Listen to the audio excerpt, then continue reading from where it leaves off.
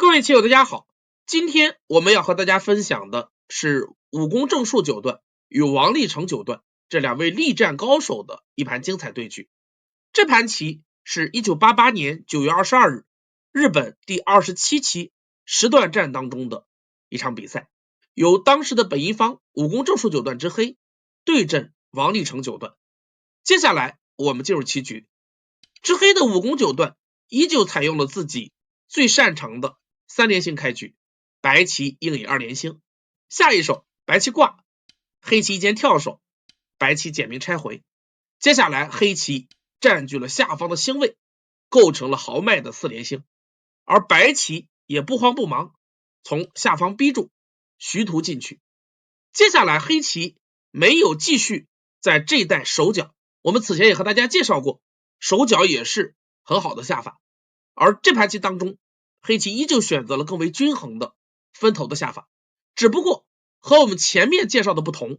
之前武功九段是分头在了三线，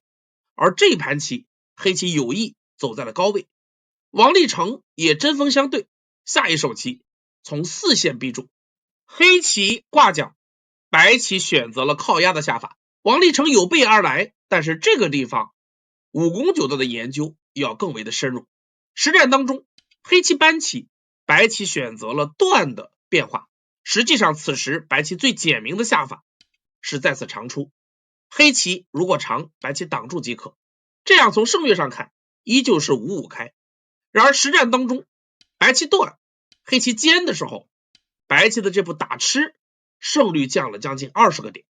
黑棋粘住，白棋再虎，黑棋先在脚步点刺一下，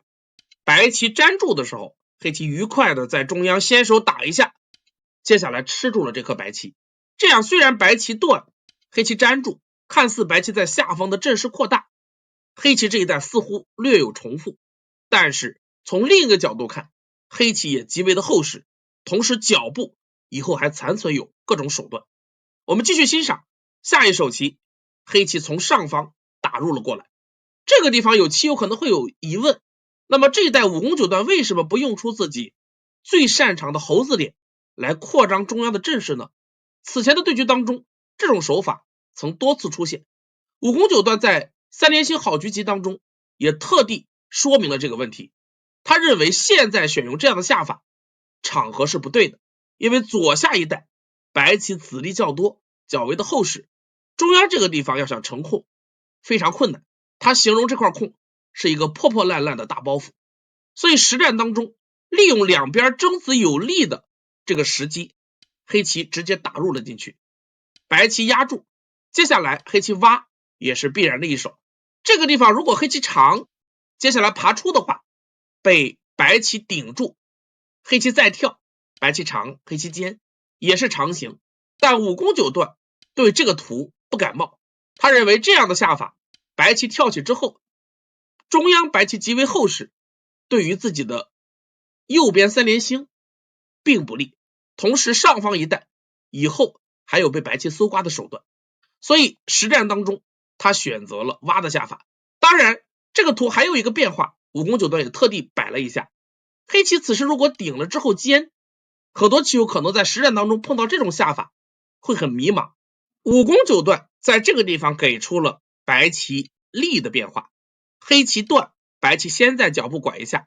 黑棋挡住，白棋点，这个棋形有点类似于左下一带的变化。下一手白棋打吃完之后再次拐住，这样黑棋只有收气，白棋的扳还是先手，这个结果白棋外围非常厚实，得到先手，白棋下一手可以尖在脚步，这样这一带白棋的效率极高，黑棋并不满意，所以这个图也无需担心。那么我们继续回到实战，实战当中黑棋再次挖，白棋如果从5线打吃，黑棋粘住，现在白棋如果退的话，黑棋爬完之后跳出，和此前的图不同，外围的白棋留有断点，这个结果黑棋满意。而如果白棋再次挡住也是长形，但黑棋就打完之后粘，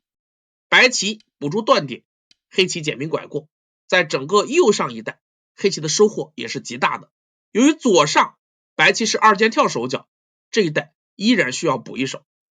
白棋不满，所以实战当中白棋选择了从上方断打，黑棋长出，白棋接下来如果从上方打吃的话，黑棋断打即可，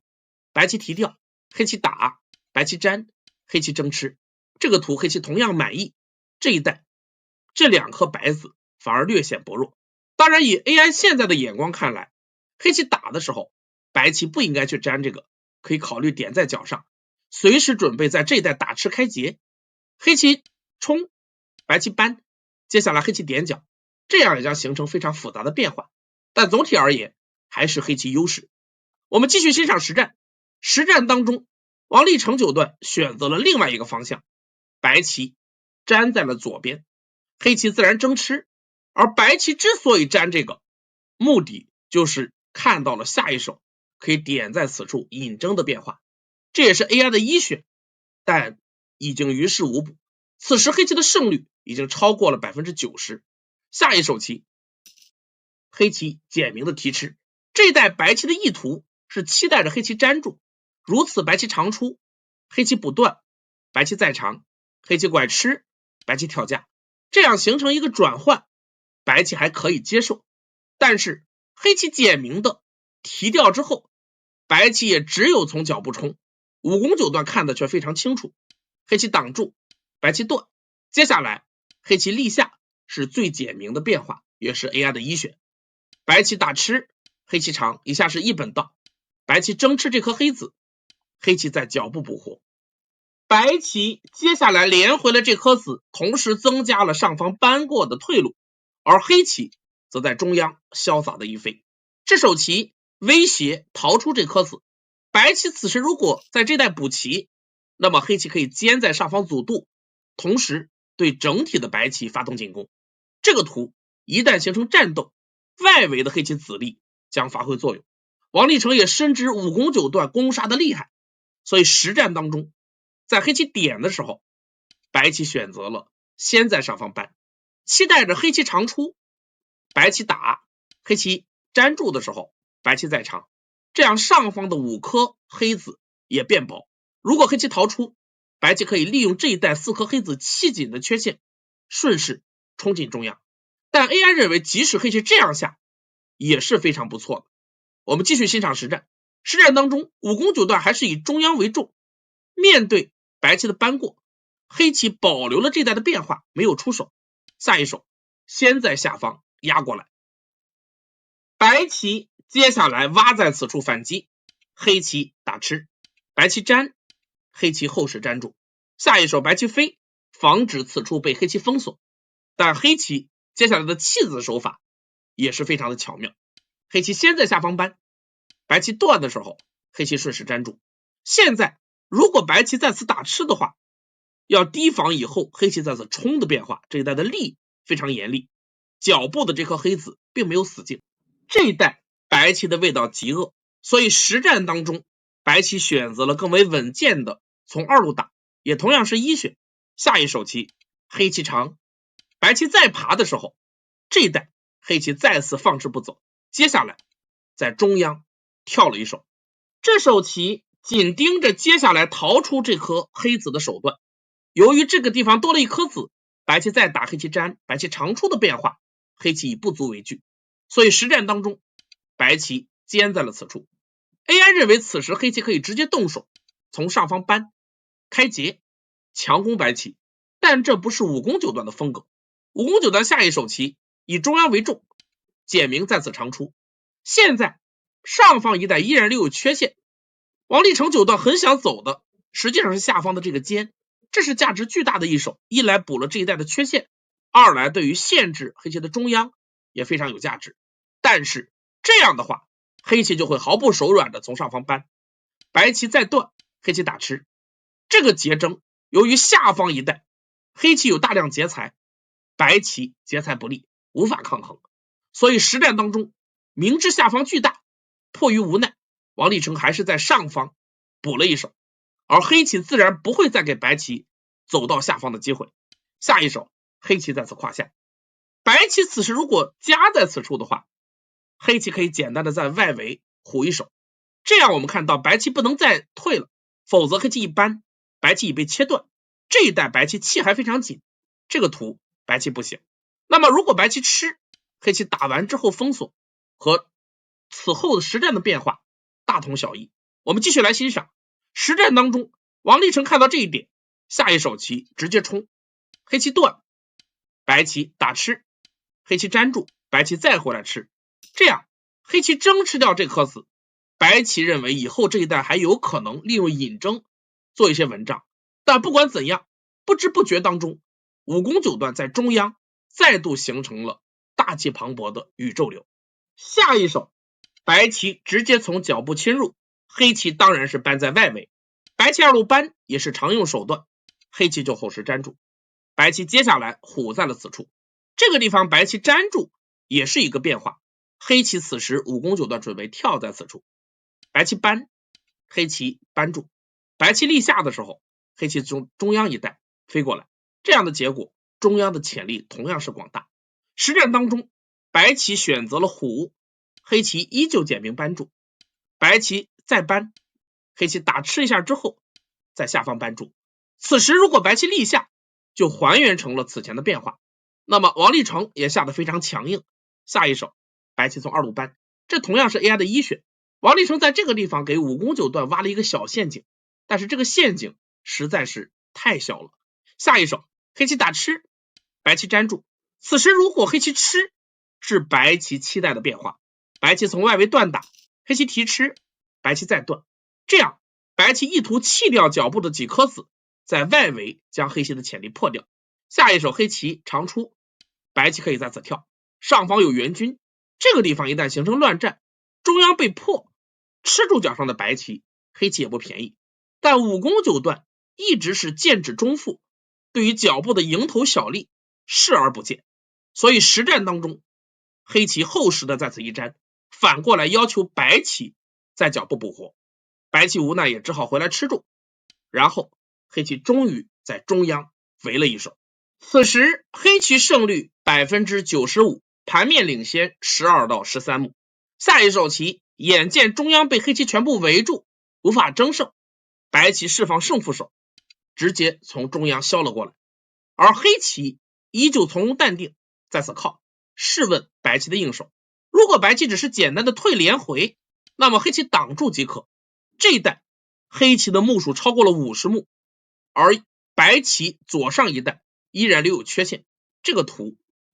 白棋无疑是安乐死。所以实战当中王励成开始用强，王励成也是乱战的高手，力量极大。下一手白棋在上方搬，黑棋毫不退让，马上扭断，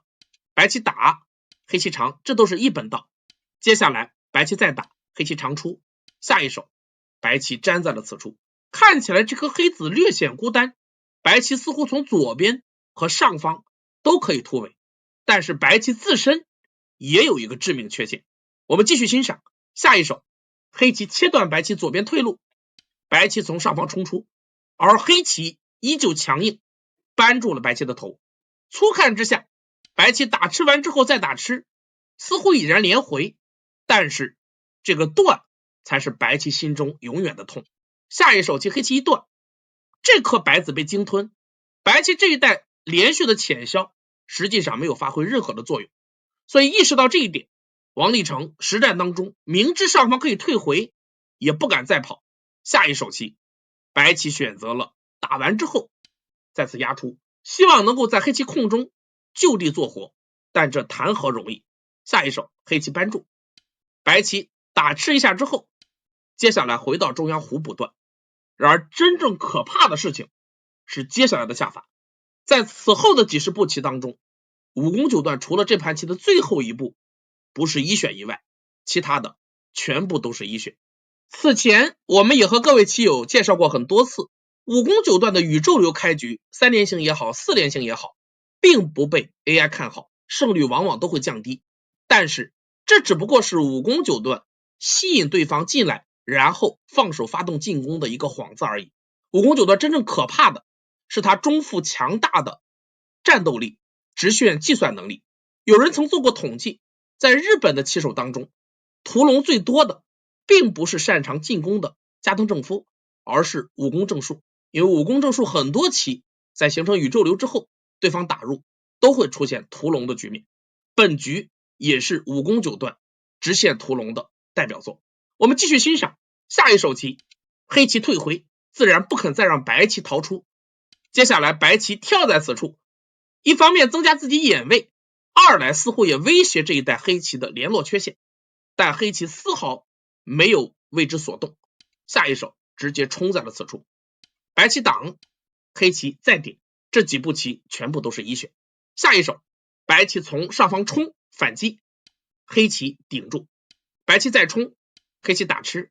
白棋粘住。接下来黑棋弯出长气，这一带这颗白子太薄，无法紧住黑棋的气，同时白棋自身的气也非常紧，所以白棋实战当中再次靠出，一方面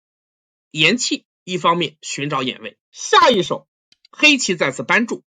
白棋打吃，黑棋长出。接下来白棋再虎，看起来白棋的棋形还是很不错，眼形充足，但是黑棋接下来直接开始灭眼。白棋打吃，黑棋就退回，放任白棋提花。白棋打一下之后回到中央提花，而黑棋直接将白棋的尾巴断掉，将煮熟的鸭子放进篮子里，防止它再飞掉。下一手白棋从上方冲，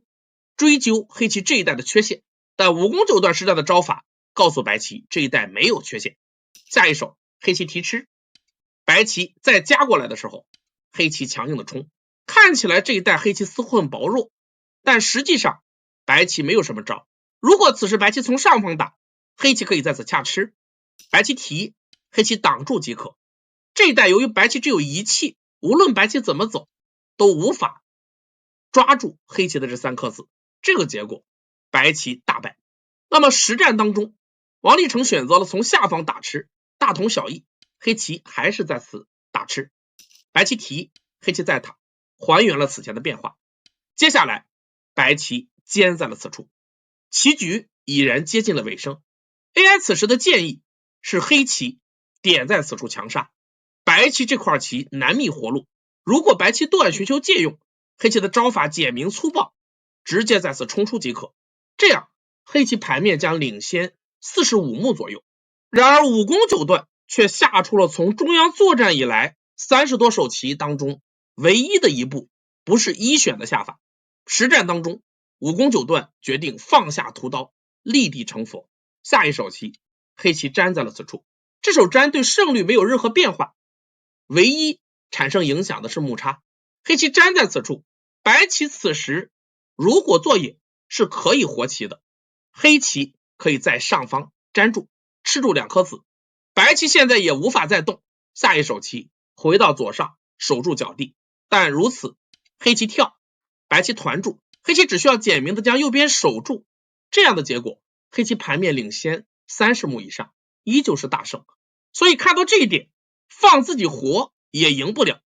王励成九段再也忍受不了这种折磨，索性认输了。本局武功九段再次展现出了其强大的中盘战斗力量，在中央一带的直线计算当中招招精准，全盘黑棋吻合率 74.6%， 而一选率竟然高达 67.6%， 在人工智能出现的30年以前达到这样的战绩，细思极恐。虽然看起来中央很多变化都是必然，但是在这种凶险的搏杀当中，一招不慎满盘皆输，武功九段的计算胆魄都令人佩服。这盘棋也是其3连星的代表作。本局就和大家分享到这儿，感谢大家关注，我们下个视频再见。